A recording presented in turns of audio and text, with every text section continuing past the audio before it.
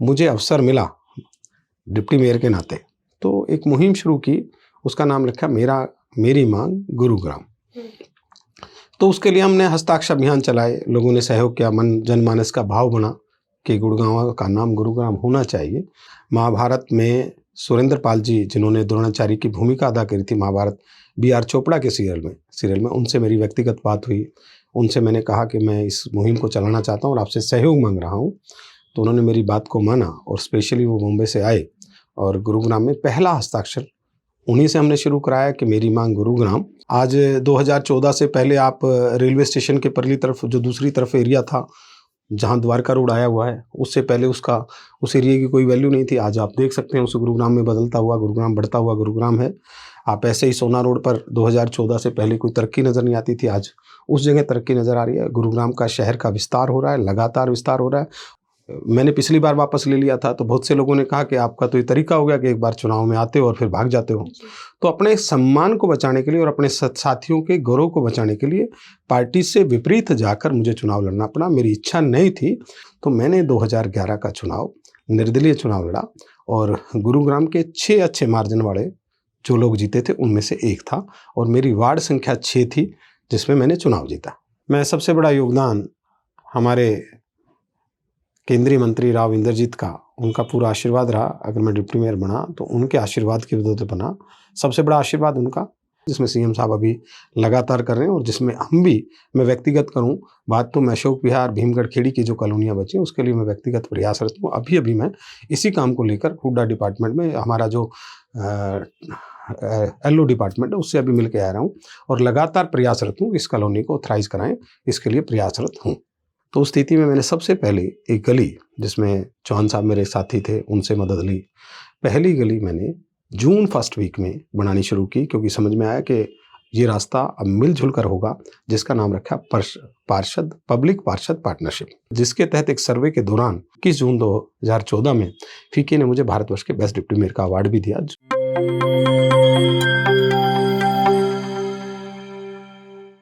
नमस्कार, NJP हरियाणा के मंच पर आज हमारे साथ मौजूद हैं परमिंदर कटारिया जी। सर, सबसे पहले आपका स्वागत है। नमस्कार जी। परमिंदर जी गुरुग्राम से डिप्टी मेयर रह चुके हैं, इनके नाम कई बड़ी उपलब्धियां दर्ज है, उन्हीं सब के सिलसिले में आज इनसे बात करते हैं। परमिंदर जी, सबसे पहले आपका डिप्टी मेयर का कार्यकाल कब से कब तक रहा, उस बारे में बताइए। 21 जून 2011 से 20 जून 2016 तक का रहा। ऐसा सुनने में आता है कि आपके नाम कई बड़ी उपलब्धियां दर्ज हैं, हमने भी सुना है, देखा भी है। एक बार उन उपलब्धियों के बारे में आप जिक्र करें, हमारे दर्शकों को बताएं। देखो जी, वैसे तो हम काम करते रहते हैं, उसको उपलब्धि माना भी जा सकता है, नहीं माना जा सकता। मेरा व्यक्ति ये जीवन का सफ़र है। हम जिस क्षेत्र को अपनाया है उसमें समाज की आवाज़ को, समाज की ज़रूरत को समय अनुसार उसको उठाना, उसका प्रयास करना हम सबका कर्तव्य है। तो जब राजनीति क्षेत्र के व्यक्ति की ज़्यादा जिम्मेवारी होती है, क्योंकि समाज में राजनीतिक क्षेत्र के व्यक्ति से ज़्यादा आशाएं की जा सकती है कि वो सिस्टम और प्रशासन से साथ जुड़ा होता है, इसलिए जुड़ा होने के कारण उसको सिस्टम की जानकारी होती है, प्रशासन में कैसे काम हो सकता है, इसलिए उसकी भागीदारी औरों के मुकाबले ज़्यादा होती है। अन्य सामाजिक संस्थाओं के या अन्य सामाजिक कार्यकर्ताओं के मुकाबले राजनीतिक व्यक्ति से ज़्यादा आशाएं होती है। जब राजनीतिक पद पर कोई व्यक्ति पहुँच जाता है तो उसको अपने सपने या जो उसकी आशाएं या जिन मुद्दों को, जिन विषयों को लेकर वो जीवन में बढ़ा है, उन विषयों को साकार करने का प्रयास करता है। उसी साकार में एक करूं बात, तो जिसको मैं अपने जीवन में ये कहूं कि मेरा जीवन सार्थक हुआ गुरुग्राम की धरती में पैदा होकर। मैं बचपन से, मैं बाई बर्थ यहाँ पैदा हुआ हूँ, बाई बर्थ यहाँ रहने वाला हूँ, यहाँ की संस्कृति में पला हूँ, रहा हूँ, एक एक चीज़ को जानता हूँ और गुरुग्राम की ज़रूरत को जानता हूँ। तो उस नाते से जब मैं बाल्यकाल में था तो संघ की शाखाओं में या अन्य बुजुर्गों के साथ बैठने से मन में भाव आता था कि गुड़गांव जो है वो पुराना नाम, आज हम पहले जिस गुड़गांव के नाम से पुकारते थे, हमारे संघ के कार्यकर्ता, हमारे बुजुर्ग गुरुग्राम गांव के रहने वाले कहते थे पहले इसका नाम गुरुगांव था। तो मन में भाव था कि गुरुगांव होना चाहिए। ये समय के साथ साथ गुरुगांव से गुड़गांव हो गया है। तो गुड़गांव होने से हमारी कहीं ना कहीं मन में पीड़ा थी कि हमारी हिस्ट्री पर कुछ धूमिल सी हो चुकी है, जिसके कारण ये एहसास नहीं होता कि ये गुरुओं का गांव है।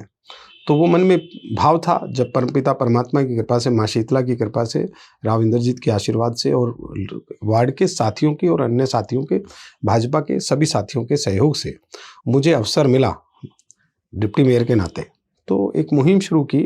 उसका नाम रखा मेरी मांग गुरुग्राम। तो उसके लिए हमने हस्ताक्षर अभियान चलाए, लोगों ने सहयोग किया, जनमानस का भाव बना कि गुड़गांव का नाम गुरुग्राम होना चाहिए।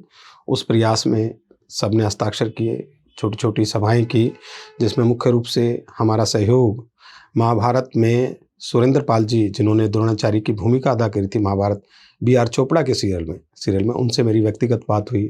उनसे मैंने कहा कि मैं इस मुहिम को चलाना चाहता हूँ और आपसे सहयोग मांग रहा हूँ।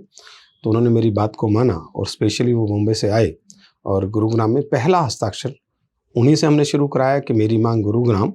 क्योंकि हमने द्रोणाचार्य को देखा नहीं था, लेकिन B.R. चोपड़ा का जो सीरियल था उसमें जो छवियाँ बनी हुई थी वही छवियाँ हमारे दिमाग में थी द्रोणाचार्य के रूप में। तो उनसे हस्ताक्षर करा के शुरू किया और उस मुहिम को लोगों ने सहयोग किया।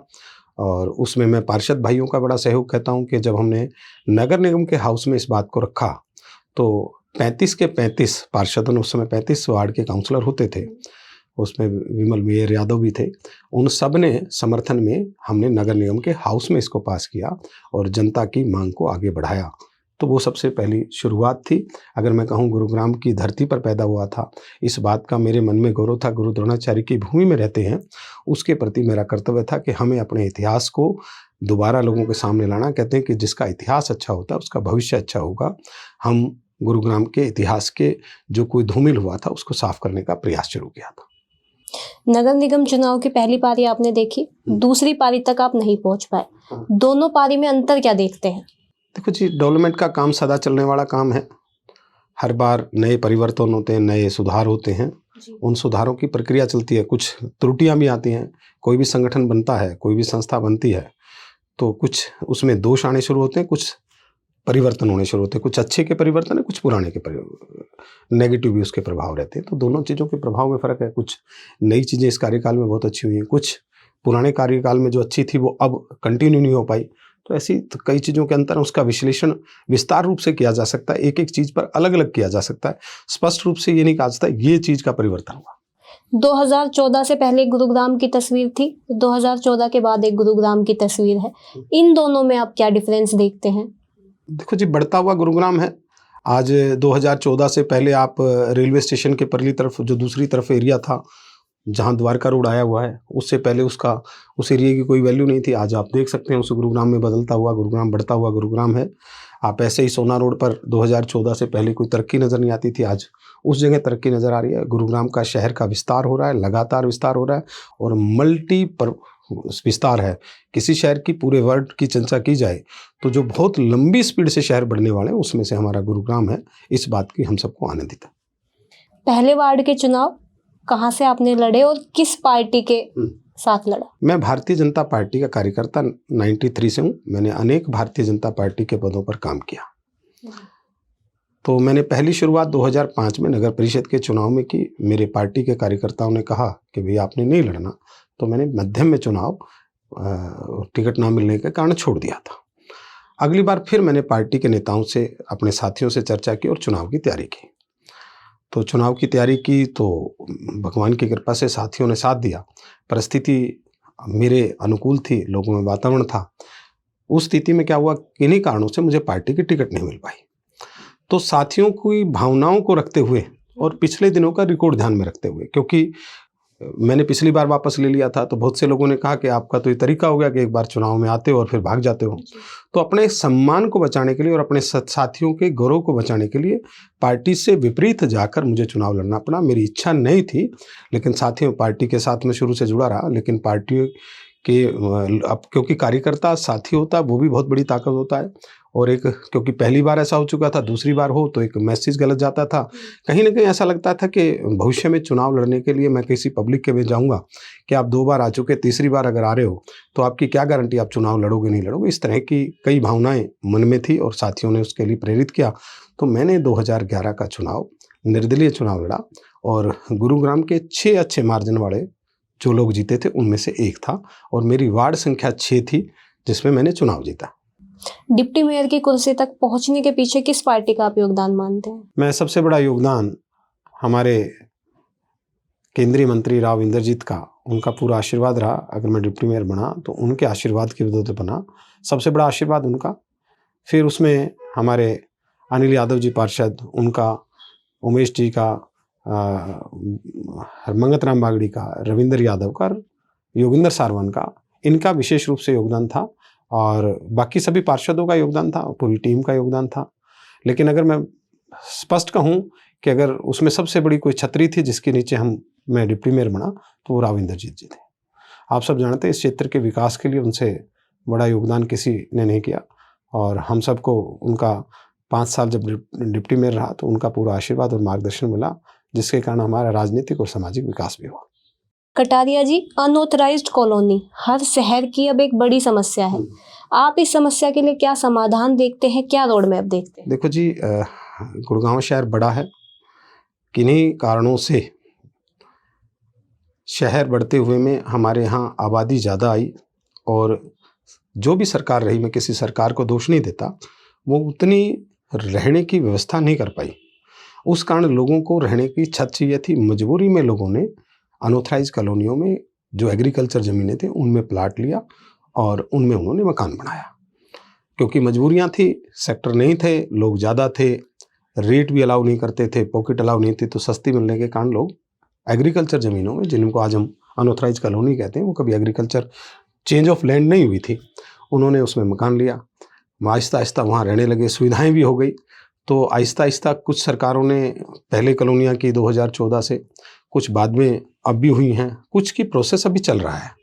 तो अनऑथराइज कॉलोनी का एक बहुत बड़ा मुद्दा है, क्योंकि उनमें अगर बात करूं कॉलोनियों की, जो कॉलोनियाँ आज ऑथराइज होनी बाकी हैं उनमें 90% सुविधाएं हो चुकी हैं। लोगों ने सहयोग से वहाँ सीवर लाइन डाल ली है, वहाँ सरकार के सहयोग से पानी की लाइन भी आ चुकी है, 90% की, 100% की मैंने कह रहा 90% में आ चुकी है। और उसमें रोड भी लोगों ने मिलजुल कर किसी भी सहयोग से उस रोड भी बना लिए। तो मेरा मानना है कि यदि वो सारी ऑथराइज और हो जाएं, जिसमें सीएम साहब अभी लगातार कर रहे हैं, और जिसमें हम भी, मैं व्यक्तिगत करूं बात, तो मैं अशोक विहार, भीमगढ़ खेड़ी की जो कॉलोनियाँ बची उसके लिए मैं व्यक्तिगत प्रयासरत हूँ। अभी मैं इसी काम को लेकर हुड्डा डिपार्टमेंट में, हमारा जो LO डिपार्टमेंट है, उससे अभी मिल के आ रहा हूँ, और लगातार प्रयासरत हूँ इस कॉलोनी को ऑथराइज कराएं, इसके लिए प्रयासरत हूँ। ये एक हमारी सबसे बड़ी ज़रूरत है। और इलाके की मैं ये कहूँ कि जब ऑथराइज हो जाएगा तो उससे लोन लेना आसान हो जाता है, रजिस्ट्री कराना आसान हो जाता है, और सरकार के रेवेन्यू की बढ़ोतरी होती है कि डेवलपमेंट चार्ज सरकार के पास जमा हो जाएगा। तो इससे सब जगह लाभ है। जिसकी रजिस्ट्री के कारण, क्योंकि पावर अटॉर्नी के कारण मकान खरीदता है, या किसी अन्य कारण से वो कोई ओन सेल ऑफ एग्रीमेंट के आधार पर, जिससे भविष्य में विवाद होने की संभावना रहेगी, क्योंकि रजिस्ट्री के टाइम वो पार्टी आ पाए नहीं आ पाए, उनको कोर्ट का रास्ता ढूंढना पड़ता है, मजबूरियां हैं। यदि वो ऑथराइज हो जाएंगे तो लीगली तरीके से उन लोगों की रजिस्ट्रियाँ हो सकती हैं, जिसके वो जो व्यक्ति ने, जिसने प्लाट लिया, जिसने मकान लिया, उसको मालिकाना हक पूरी तरह मिल पाए। ऑथराइज होने के सबसे बड़ा लाभ, और सरकार को रजिस्ट्री के रूप में रेवेन्यू आएगा, डेवलपमेंट चार्ज के रूप में रेवेन्यू आएगा, सरकार के रेवेन्यू में भी बढ़ोतरी होगी, और उसकी जो खरीदार है उसको मानसिक शांति मिलेगी, और विवाद के विषय कमज़ोर हो जाएंगे। क्योंकि जब किसी व्यक्ति को पैसे मिल जाते हैं, यदि हम दोबारा उससे कोई साइन कराने जाते हैं, तो निश्चित है उस व्यक्ति का भाव बदल जाता है, क्योंकि उस समय वो पैसे ले रहा था, उससे आप किसी तरह के साइन करा सकते हैं। हर आदमी अच्छा और बुरा नहीं हो सकता, मैं सबके लिए नहीं कह रहा। अगर 1% भी व्यक्ति उस समय परेशान करता है तो एक व्यक्ति की पीड़ा, शहर की पीड़ा, ऐसा वातावरण तैयार ना हो। पिछले 1 महीने से हमारी टीम लगभग हर वार्ड में जाकर देख रही है, तो सीवरेज की दिक्कत और एक सड़क की दिक्कत, ये 2 आम समस्या है जो निकल कर सामने आ रही है। देखो जी, गुरुग्राम शहर में जो मुख्य रूप से है, पूरे शहर की बात करूं तो पानी निकासी हमारे शहर की सबसे बड़ी समस्या है। उसके कई कारण हैं, उसमें से मुख्य कारण है जो सीवर की समस्या। उसके 2 कारण मुख्य रूप से हैं। पहला कारण, जो कॉलोनियाँ अनऑथराइज बनी उनमें लोगों ने मिलकर सीवर डाला था। उस समय जो डालते वक्त थोड़े मकान थे, और कोई ऐसा सिस्टम नहीं था जिसके माध्यम से वो किसी को कनेक्शन लेने से रोक सके या बड़ी लाइन कर सके। तो मान लो जिस समय कॉलोनी कटी उस समय वहाँ 300 मकान थे। आहिस्ता आहिस्ता उन 300 मकानों की जगह जब उन्होंने सीवर डाला, उस कॉलोनी में 300 मकान थे, आहिस्ता आहिस्ता उस कॉलोनी में आज 3000 मकान हो गए जब उन्होंने सीवर डाला। तो 3000 मकान हो गए, तो कैपेसिटी सीवर की उस समय मान लो 1000 घरों के पानी की निकासी की व्यवस्था थी उसमें, तो 3000 घर बनने से उस जगह सीवर जाम की ज़्यादा समस्या होगी, क्योंकि वहाँ लाइन उतने कैपेसिटी की नहीं डली थी, क्योंकि आशा नहीं थी कि वहाँ मल्टी स्टोरी बिल्डिंग बन जाएंगी, वहाँ इतनी पब्लिक आ जाएगी, ऐसा जब सीवर डाल रहे थे ऐसी आशा नहीं थी। एक कारण मुख्य रूप से ये है। दूसरा कारण एक और है, बड़ा गंभीर है, वो उसका समाधान बड़ा जटिल है, लेकिन प्रयास करें तो उसके भी समाधान होंगे। हमने सीवर का कनेक्शन, हमारे जो ज़मीन की भौगोलिक स्थिति होती है, किसी भी शहर की भौगोलिक स्थिति में एक भौगोलिक स्थिति में होता है कि ज़मीन का लेवल होता है। जैसे मैं यहाँ खड़ा हूँ, मेरे से अगर रेलवे स्टेशन की तरफ आप जाएंगे, जहाँ आपके ऑफिस से जाता हूँ, रेलवे स्टेशन का लो एरिया है। जैसे जैसे हम रेलवे स्टेशन दौलताबाद गांव की तरफ जाते जाएंगे, इससे उस दिशा में जाएंगे, पश्चिम की दिशा में यहाँ से जाएंगे, तो पश्चिम की दिशा का लेवल कम होता चला जाएगा। और आगे अब पश्चिम दिशा का पानी यदि आप उत्तर दिशा में लाना चाहेंगे अपोजिट साइड में, तो उससे उसके लेवल में अंतर आ जाएगा। जैसे मैं एक समस्या से जूझ रहा हूँ, मैं भीमगढ़ खेड़ी में हूँ, मेरा वार्ड पड़ता है, मैं भी जूझ रहा था, भविष्य में बड़ी दिक्कत आती है इस बात की कि जैसे 5 सेक्टर से लगभग 5 से 4 फुट के आसपास भीमगढ़ खेड़ी और अशोक विहार का कुछ एरिया नीचा पड़ता है। जैसे सीवर ब्लॉक होगा, आगे ब्लॉक हो गया, तो उस लेवल बैक लेवल पर जो लोअर एरिया है उस पर जाके पानी भर जाता है। यदि यही सीवर लाइन अगर हमारा Rajendra park railway line cross करके होता या लक्ष्मण विहार की तरफ कनेक्शन होता तो शायद दिक्कत नहीं होती। तो इस तरह की समस्या अपोजिट साइड में सीवर का प्रभाव भी कहीं ना कहीं सीवर लाइन की समस्या के लिए या सीवर ओवरफ्लो की समस्या के लिए जिम्मेवार है, क्योंकि उस समय की डिजाइनिंग या उस समय की परिस्थिति अनुसार नहीं हो पाया, उसकी कोई कैलकुलेशन नहीं हो पाई, उसका खामियाजा आज वहाँ रहने वाले लोगों को भुगतना पड़ रहा है। गुड़गांव का नाम गुरुग्राम हो चुका है, लेकिन रेलवे स्टेशन और लोकसभा क्षेत्र का नाम अभी भी गुड़गांव ही है शायद। हाँ, अभी जो है रेलवे स्टेशन के लिए बात हुई है, जल्दी उसका रेलवे स्टेशन का नाम गुरुग्राम होने वाला है। शायद उम्मीद है इसी कुछ महीने में उसका गेस्ट और लेटर आ जाएगा और हम उस नाम बदलवा देंगे। कटारिया जी, आपके कार्यकाल में गुरुग्राम के लिए आपकी क्या बड़ी उपलब्धियां रही? हाँ देखो जी, इनके 2 स्टेप हैं। पहले मैं अगर बात करूं शहर के नाम पर, वही गुरुग्राम का नाम, गुड़गांव का नाम गुरुग्राम करने का प्रयास हम लगभग सफल रहे। जो हमारी भागीदारी रही, सफलता तो नहीं कह सकता, लेकिन उसमें हम नीम के पत्थर की तरह हमारी भूमिका रही, हमने उसमें प्रयास किया।